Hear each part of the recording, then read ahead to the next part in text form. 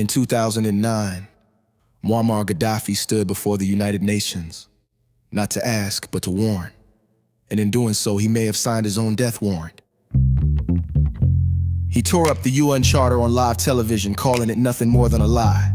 He accused the Security Council of being a dictatorship of 5 nations: America, Britain, France, Russia, China, all with veto power, all above the law. This is not democracy, he said. This is global tyranny. He didn't stop there. He called out the US and NATO for invading Iraq and Afghanistan under false pretenses. He questioned the 9/11 narrative. He demanded that George Bush and Tony Blair be tried for war crimes. Gaddafi didn't whisper, he roared. But what made this speech dangerous wasn't just the defiance.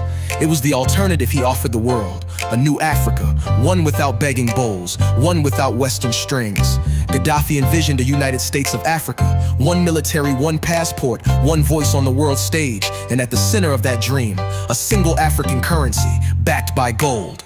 He had already begun working on a gold dinar, a currency that would let African nations trade oil and minerals without the US dollar or the euro. Real wealth, real independence, and to the financial empires of the West, that was a threat far more dangerous than weapons. Not long before that, Gaddafi had played the game. He gave up his weapons program. He opened oil deals with Europe. He met with leaders in Rome, Paris, New York. They welcomed him until they no longer needed him. 2 years later, the Arab Spring erupted, protests hit Libya, and suddenly, the same leaders who toasted him turned their jets against him. NATO said it was about protecting civilians, but the bombs weren't dropped on safety, they were dropped on sovereignty. Leaked US emails would later reveal deeper concerns. The gold dinar wasn't a conspiracy, it was happening. Gaddafi had reserve support. A new financial system was forming, outside Western control, that couldn't be allowed.